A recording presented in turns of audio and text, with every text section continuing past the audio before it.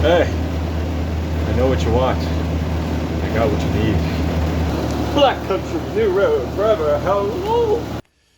Hello one, hello all, it's the gothiest ghost of them all, Caspa in the flesh, and it's time for a review of Black Country New Road, Forever How Long.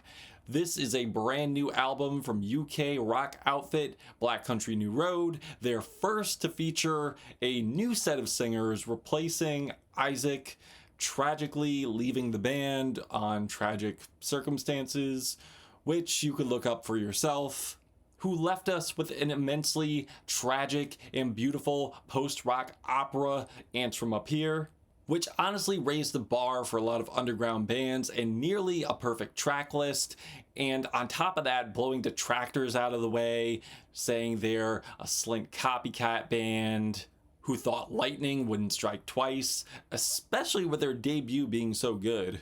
But I feel with the last LP being so incredibly devastating, giving us a fantastic theatrical blend of post-rock, chamber music, jazz rock, art rock, which were incredible. And with the unfortunate loss of their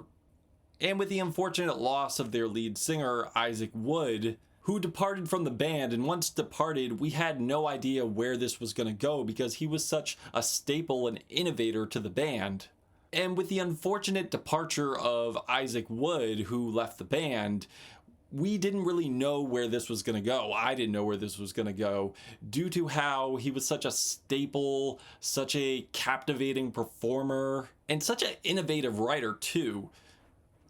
So what people do need to understand is like how when you change up lead singers of bands, they did write their own lyrics. There's really nothing that was written for them here. They're not just a voice, they're also philosophers, poets. And with his amount of anxiousness, passion, unnerving energy, he brought something uniquely poetic to the table, which a lot of bands don't really have, which made the band so special, which made him such an icon for the genre, with lyrics that still live rent-free in my mind to this day. But then we got Live at Bush Hall, which admittedly was not as good as Back for the First Time or Ants From Up Here. But with the singles leading up to this record, my hopes started to become pretty high, especially with back-to-back fire from each single. And not only that, but the band has not one, not two, but three new vocalists. And with the singles leading up to this record, my hopes certainly did start to become vastly high, especially with how fire the singles were leading into this album.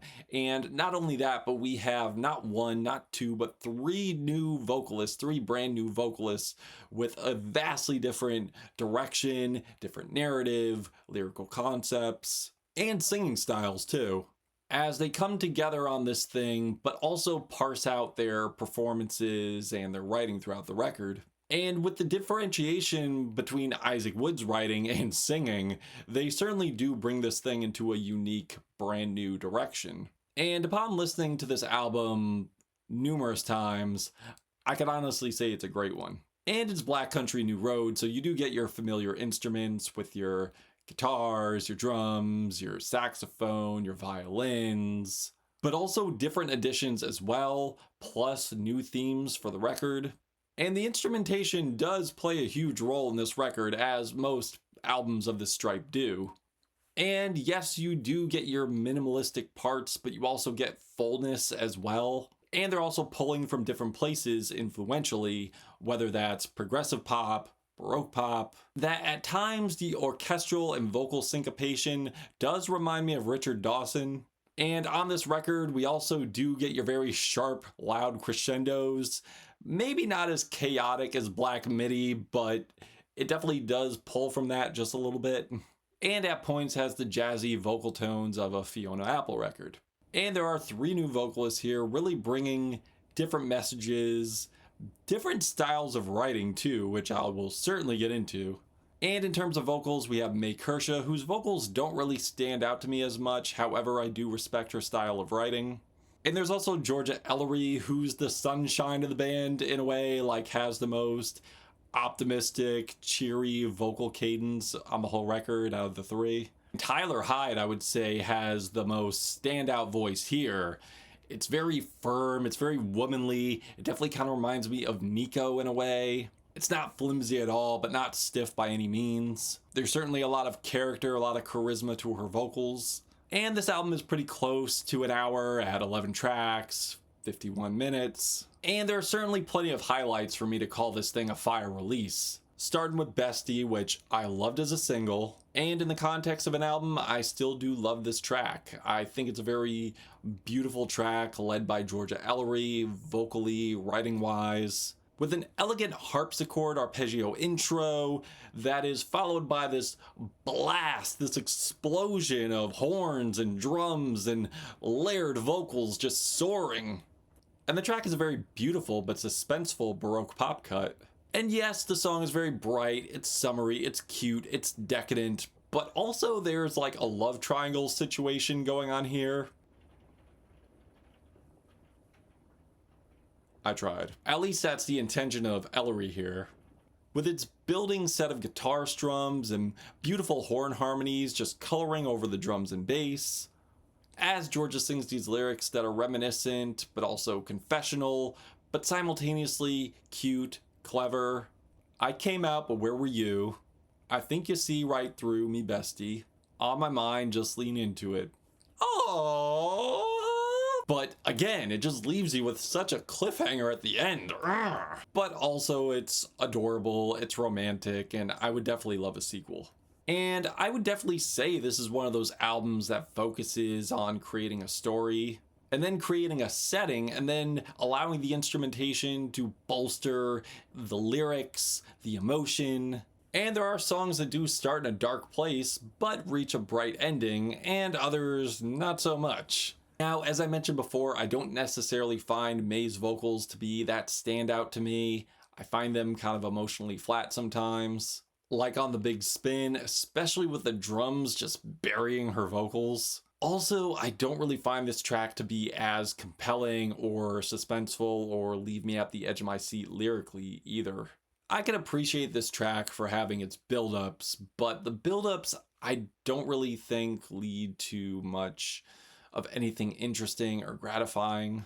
It's like I could appreciate the vocal syncopation, I could appreciate the arpeggios, but the track just kind of just leaves after that. It just kind of ends. The song Socks, though, sees the band going into a more powerful, more inspirational direction, packed with very prominent swells of horns, with crescendos and pianos that are culminating beautifully and parse out at points of the song.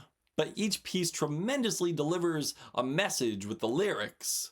And with the track starting off at a dark place, I would say this is a great example of that, from this thing starting out of a place of doubt, feeling troubled, to having this absolute burst of prosperity that just absolutely galvanizes the listener.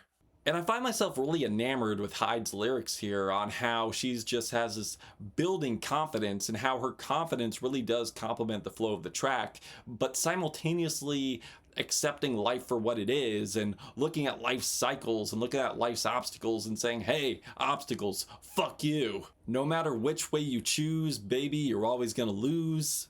And then she counters that with, that's what the demons say, I never liked those guys anyway.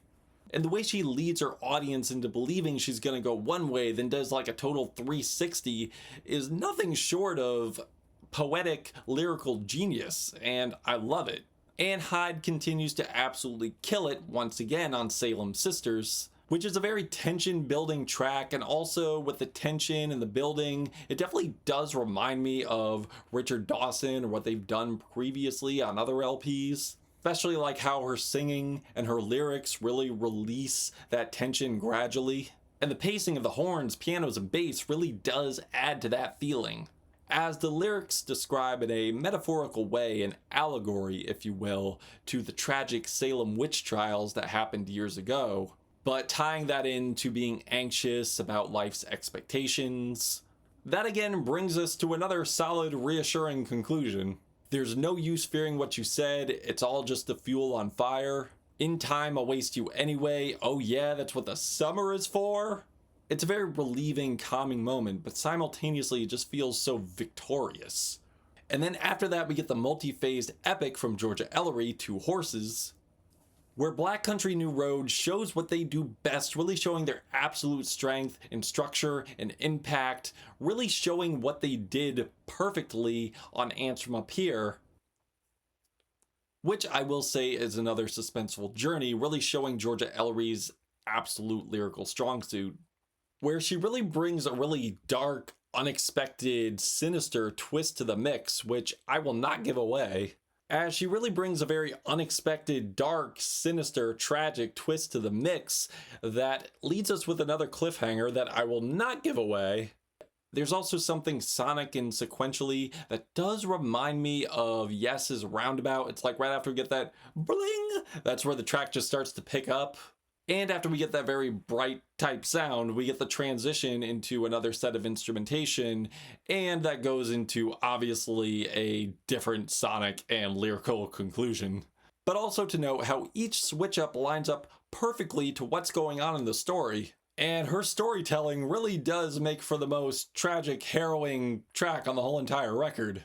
Especially how she is describing this very traumatic event of being a victim of robbery and then meeting this guy at a bar who she finds herself confided in, how she finds herself infatuated with this guy, only to find out he's a total friggin' monster. And the instrumental performance here is so epic. It's like, not only am I seeing these phases change, these transitions, but also with this track being so thrilling, it's like I'm watching a epic, tragic country western film. The following track, Mary, is definitely one of the most stripped back tracks on the entire record. I just wish there was more to it. I wish it just broke into something epic, because this kind of serves more as an interlude and opposed to a track. Like, it just kind of drifts off after a while and does become a little tedious to listen to. However, I do like the bright woodwinds, the bright, beautiful woodwinds on the back end, but I just wish this track had more body to it. But there is certainly magic on the instrumentation of Happy Birthday, which is not a cover. And I love how the, I believe to be harpsichords, are twinkling over the pianos and guitar embellishments. That complements the crunchy riffs that follow along with these swelling horns, which is a very powerful and beautiful sentiment to the gratitude of existence and life. We then have Cold Country, which I feel Mary could have done, but didn't, unfortunately. That starts with these gorgeous leads. The whole thing sounds very homespun, like this is probably the most lo-fi track on the entire record, the most homespun track on the entire record. Like the way you hear every strum, every horn section, it really does make for the most standout track on the entire LP. And the righteous passages that take place in the middle of this track are definitely a dead ringer for Richard Dawson, as I mentioned earlier, but with their own creative twist to it. Also, there's something about the vocals that sounds so cycling, but yet so warm, so beautiful, it's almost entrancing. And the track is, yes, one of those moments that start off very grim, but then gradually become more optimistic, more glorious. Certainly a transitional epic, overcoming the obstacles type of track. Starting from a place of gruesome imagery and horrid visions, but taking these horrid visions to an allegory of internal struggle, taking those struggles and fighting through them, making peace with oneself, and just winning and becoming victorious over these internal battles. And the outro is absolutely fantastic. Now, to be honest, there are tracks here that do have an interesting narrative, but don't exactly build to an epic conclusion. I feel like it teases towards it, but the epic start never happens. Case in point, Nancy Tries to Take the Night. And the title track I have similar feelings on, except I just find it way more tedious. But I do think the closer, Goodbye Don't Tell Me, is great, which is an explosive finish, as we get these strums that are eventually layered with these twangy guitars that eventually get this raising psych harmony that are colored in with these passionate sax lines, which are lyrical themes of admiration and infatuation, of optimism, intuition. And the song is absolutely progressive, especially with its absolute vast layers of vocal harmonies. Like, it's such a great way to end the track, and it reminds me of David Bowie's Rock and Roll Sewer Slide. I know, It's not the name, but I don't want to get demonetized. And not only that, but it also complements the raised vocals, the ascending vocals on the opener. Like, the whole ending is tremendously climactic and beautiful. And the way the track builds vocally, instrumentally, just makes it so spellbinding. And the lyrics certainly are symbolic of looking forward to the future. Like, I've fallen in love with a seeding, a towering flower that grows so high. I've fallen in love with a feeling, don't tell me goodbye. It's beautiful poeticism set to theatrical, majestic imagery. It's like a glamorous feeling of bliss and good fortune. Like the storm is over and here comes the sun. But yeah, great comeback LP from the band. And I would say it met my expectations. It's creatively produced, band still sounds amazing, and each new singer has their own personality. And they certainly all have an individual story to tell and a style of doing it. And honestly, I think this is a great new beginning. Sure, there were some tracks that underwhelmed me and I feel needed more development, but other than that, it's a great new start, and I'm loving it, and I'm looking forward to what they're gonna do next. I'm feeling a 4 out of 5 black hearts on this album. My channel, my opinion, sincerely your critical plug. If you hate it, your view is still a dub. Be a subscriber, that would be fire. I want to give a big shout out to Bad Bun 13. They are amazing, they are awesome, follow them. Shout out to Street Sex and Street Sex. And I'm hoping from a new project from them because they're releasing fire bangers that I'm currently addicted to. It's just goth bangers galore, and I'm hoping for that on the new project. And I also want to give a shout out to the new Nintendo Switch. I gotta get my hands on that. And my brother Joey NATO, great guy. He's the guy that set me up with this brand new camera. Yeah! And always, free Palestine, fuck ICE. Thank you for watching. Caspa, Black Country New Road, forever Howlong, till we meet again.